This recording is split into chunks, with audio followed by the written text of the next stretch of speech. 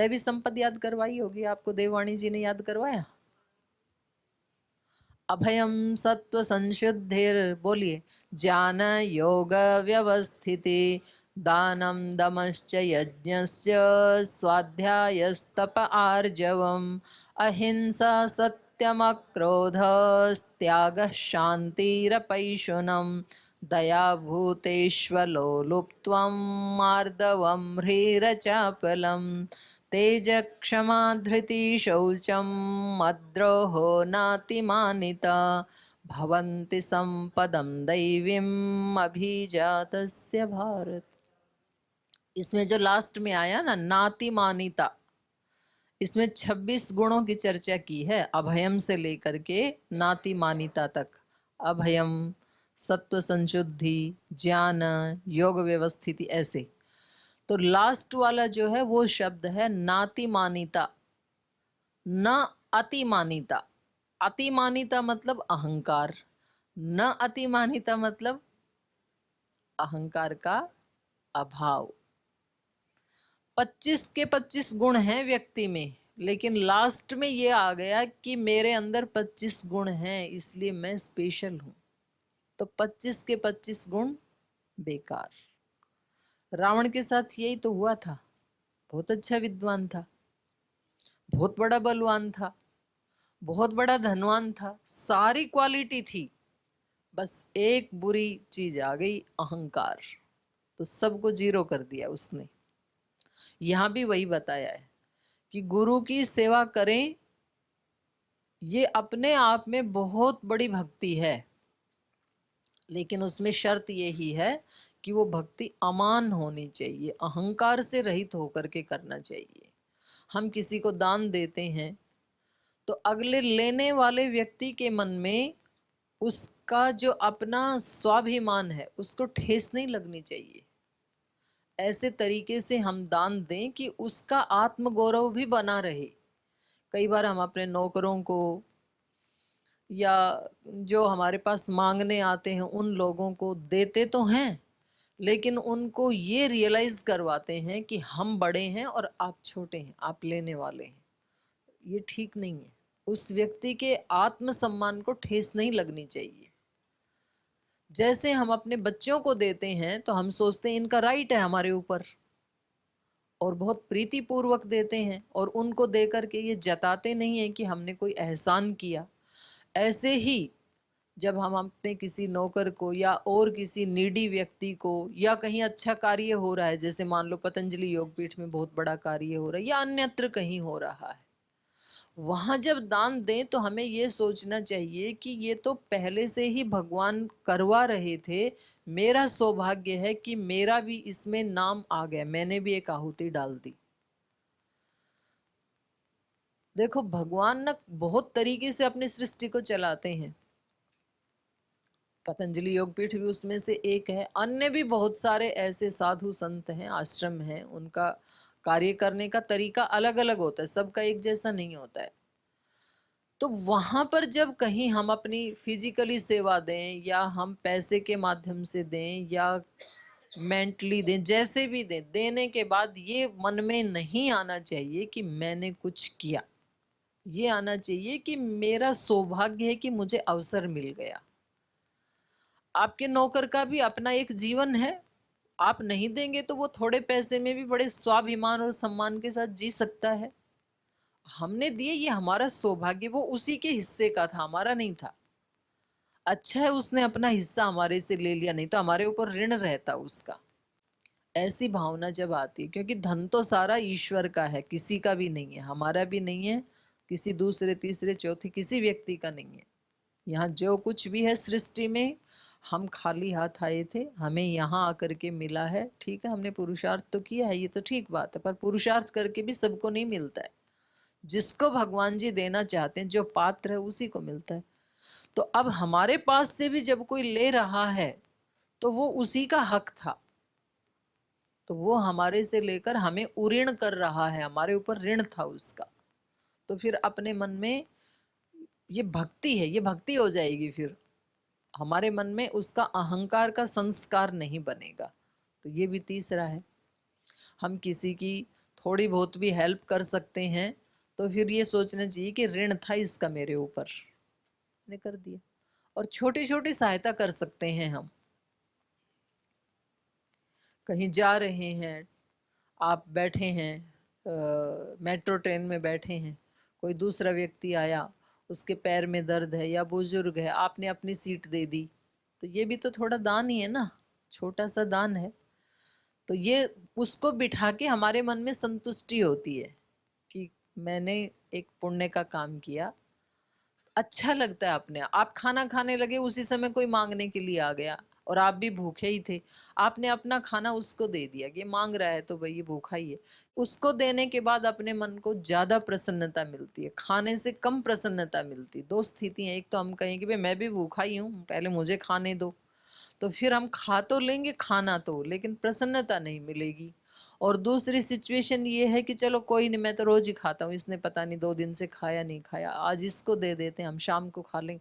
उस समय जो प्रसन्नता होती है वो किसी कितने भी स्वादिष्ट पकवान को खाने से वो प्रसन्नता मिल नहीं सकती है, दूसरों को देने से। तो फिर उसमें मान नहीं होता, उसमें अहंकार नहीं होता, तो वो कर्म हमारा भक्ति बन जाता है। तो ऐसे छोटी छोटी भक्ति करने का अवसर हमें बहुत बार मिलता है दिन में, तो हम ये भी करते हैं, तो वो हमारे कर्म भक्ति की क्वालिटी में, भक्ति की श्रेणी में आ जाते हैं। गुरु पद पंकज सेवा। और यहाँ पर एक विशेषण गुरु के पैरों का जो दिया है वो पंकज दिया है। पंकज का मतलब होता है कमल। तो कमल ही क्यों होते हैं? नयन कमल, कर कमल, चरण कमल, कमल ही क्यों बोलते हैं? गुलाब का फूल भी तो बोल सकते थे। कमल की एक क्वालिटी है कि उसको कीचड़ में पैदा होना वो तो उसकी नियति है, पर वो हमेशा उससे डिटैच रहता है, कभी भी उससे अटैच नहीं होता। तो इस संसार में रहना ये तो हमारी नियति है, इससे बाहर कहाँ जाएंगे। पर संसार में रहते हुए भी संसार से डिटैच होके भगवान से अटैच रहना या गुरु से अटैच होके रहना, ये स्पेशलिटी है। तो इसलिए हर जगह कमल का ही नाम लिया जाता है। गुरु पद पंकज सेवा, गुरु के चरण कमल की सेवा करना, और वो भी अहंकार रहित होकर के करना, ये तीसरी भक्ति है। चौथी भक्ति मम गुण गण करई कपट तजी गान।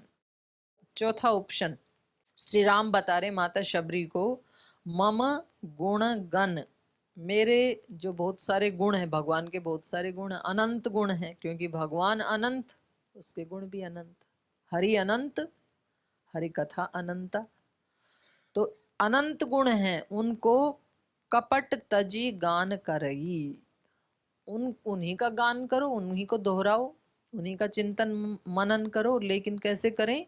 छल कपट से रहित होकर के।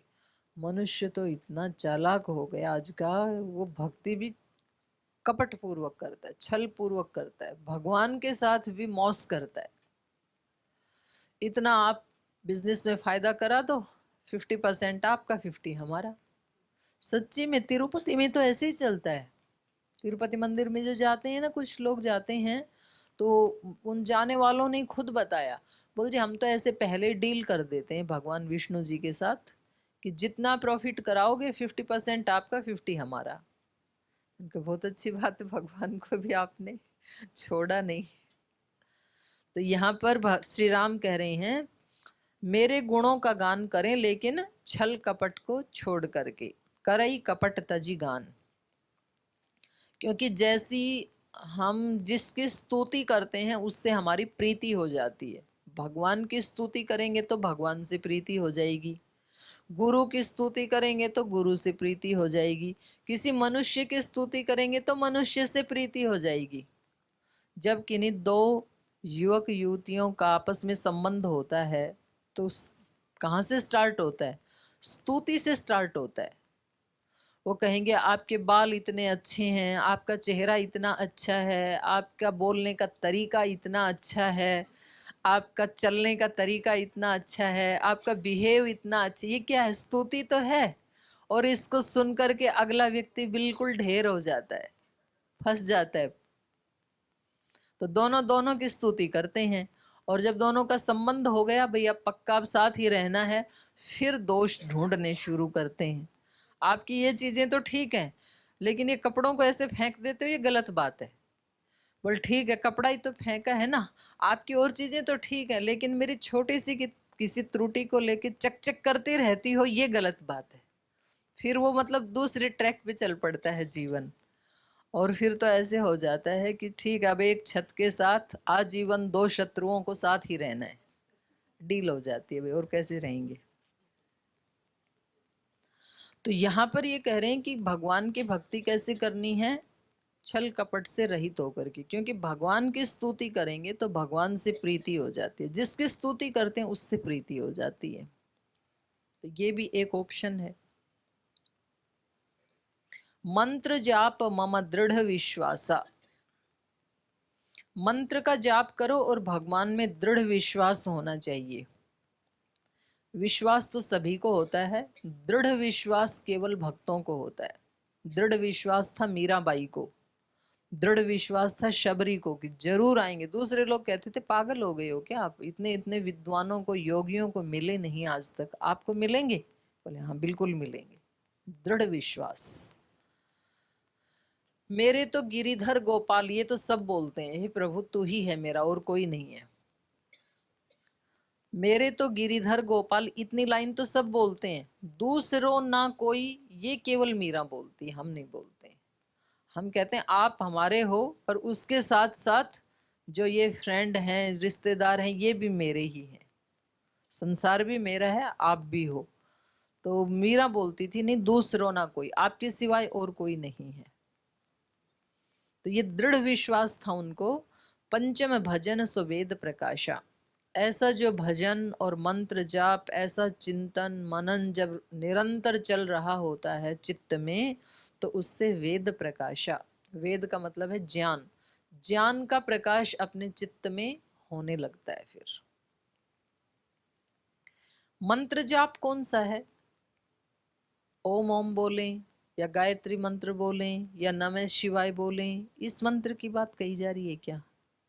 ये भी हो सकता है, पर यहाँ जो मंत्र जाप का मतलब है वो ये है जो हमारा अंदर अंदर एक आत्म संवाद चल रहा होता है, सेल्फ टॉकिंग चल रही होती है। जैसे या तो हम किसी व्यक्ति से अत्यंत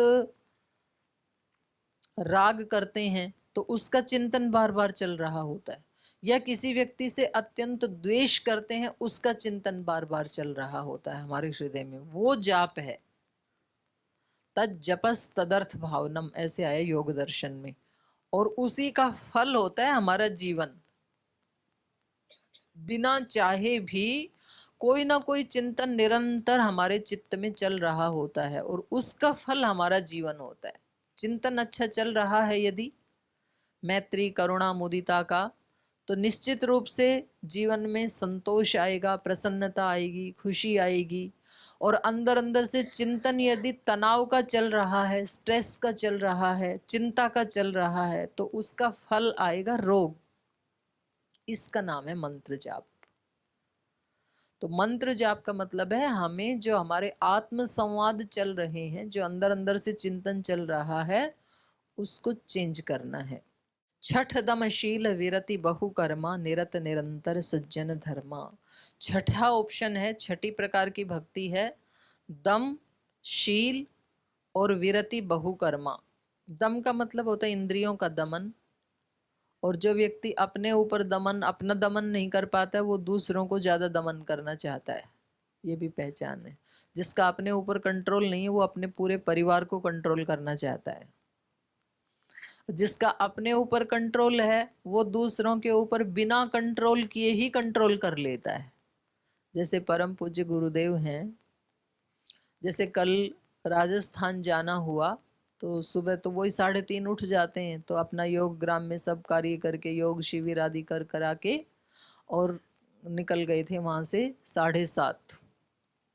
तो मेरे को भी कल उनके साथ जाने का अवसर मिला। पूरे दिन भर कार्यक्रम रहे, भागम भाग, कहाँ जोधपुर, कहाँ सीकर, इतनी दूर।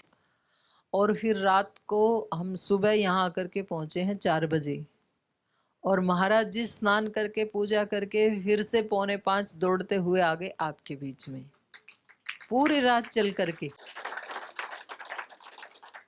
ये है अपने ऊपर दमन। वो बताते हैं कि मैं अपने मन को बता देता हूँ, जैसे गाड़ी में बैठे तो बोले मैंने अपने मन को बता दिया, अब सो जाओ, अब कोई चिंतन नहीं करना, तो सो जाता है। फिर यहाँ आकर के अपने चित्त को बता दिया, अब जग जाओ, 4 बज गए, तो जग जाता है। इतना दमन अपनी इंद्रियों के ऊपर, तो ये तो बहुत कठिन काम है। तो इसलिए वो सारे दुनिया के ऊपर कंट्रोल कर सकते हैं।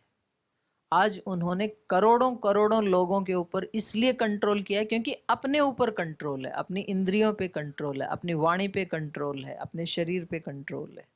तो इसी को यहाँ पर श्री राम ने बताया दम। श्री राम का अपने ऊपर कंट्रोल था, नहीं तो वहीं झगड़ा हो जाता जब वन में भेजा था, लेकिन उनका कंट्रोल था अपने ऊपर। इसलिए आज श्री राम का नाम भी हम सब के ऊपर कंट्रोल कर रहा है। छठ दम शील। शील बनता है बहुत सारे अच्छे अच्छे गुणों को इकट्ठा करने से।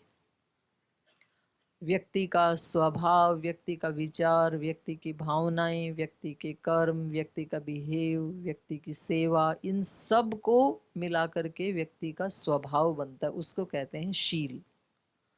तो ये अच्छे शील का निर्माण करना, ये भी छठे प्रकार की भक्ति है। छठ दम शील विरति बहुकर्मा। अब इसके दो अर्थ हैं। एक अर्थ है बहुकर्मा विरति, बहुत सारे कार्यों से विरक्त होकर के किसी एक ही काम को अच्छे से करना चाहिए, ये एक अर्थ है इसका। और दूसरा अर्थ है विरति बहुकर्मा, विरक्त होकर के खूब सारे काम करने चाहिए, लेकिन आसक्ति नहीं होनी चाहिए उनमें। निरत निरंतर सज्जन धर्मा। और जो सज्जन पुरुषों के धर्म हैं, जब सज्जन पुरुष जैसा जीवन जीते रहे हैं, निरंतर उसमें हमें रत रहना चाहिए। हमारे आदर्श हमारे ऋषि होने चाहिए, हमारे गुरुजन होने चाहिए, हमारे महापुरुष होने चाहिए। उन्होंने कैसा जीवन जिया, वैसी लाइफस्टाइल हमारी अभी बन गई या नहीं बनी, या 10% बनी है, या 30%, 40, 50, जितनी बनी है उसको आगे बढ़ाना है हमें। तो ये भी एक भक्ति है, उनको फॉलो करना। सुनने मात्र से तो नहीं होगा, करने से जरूर होता है। थोड़ा भी करे तो उससे चेंज आता है जीवन में। सातम सम मोही मय जग देखा, मोते संत अधिक करी लेखा। ये सातवां ऑप्शन श्री राम ने माता शबरी को बताया कि जगत में सब भगवतमय देखना। मोहीमय मतलब भगवतमय, मेरा ही स्वरूप देखना, सब प्राणियों में, सब मनुष्यों में, सब जगह मैं ही हूँ, अनेक अनेक रूपों में। तो किसी के प्रति भी कोई राग द्वेष ना रख करके, अच्छे बुरे का टैग ना लगा करके, सब भगवान की ही संतानें हैं, ऐसा सोचना। सातम सम मोहिमय जग देखा, मोते संत अधिक करी लेखा। और श्री राम बता रहे हैं ये बात कि अगर कोई ऐसा संत मिले तो उसकी वाणी को भगवान की वाणी मानना, भगवान से भी बढ़ करके संत को मानना। क्योंकि संत ही इस धरती के ऊपर ऐसा मीडियम है जो भगवान से मिला सकता है, जो हमें अंदर से अपने आत्म तत्व से मिला सकता है, जो हमें उन सब सूक्ष्म सिद्धियों का परिचय करवा सकता है। वो केवल कोई संत ही हो सकता है, कोई गुरु ही हो सकता है। तो ऐसा कोई समर्थ गुरु यदि जीवन में आ जाए तो भगवान का अनुग्रह मानना और भगवान के उस अनुग्रह का सम्मान करना। तो सौभाग्य से हम सबको ऐसा गुरु प्राप्त है। मोते संत अधिक करी लेखा, मुझसे भी ज्यादा संत को देख करके देखना, मान करके देखना। लेखा मतलब देखना। आठम जथा लाभ संतोषा। आठवीं भक्ति, जितना मिला उसमें संतोष रखना। अधिक के लिए पुरुषार्थ तो करना, लेकिन जितना मिला है उसके लिए कंप्लेंट नहीं करना। No complaint. क्योंकि जितना मिला है ना, वो मेरी औकात से ज्यादा ही मिला है। मेरे को यदि 100 रुपए मिले हैं और मेरे को चाहिए 500, तो मैंने पुरुषार्थ 100 का ही किया था, तो अब मुझे 500 के लिए 5 गुना पुरुषार्थ करना है, 500 भी मिलेगा। बल्कि मैंने पुरुषार्थ तो 90 का ही किया था, मिला है 100। जब हम जमीन में एक दाना बीज बोते हैं तो हमें रिटर्न में एक ही दाना मिलता है कि ज्यादा मिलते हैं? हजारों मिलते हैं।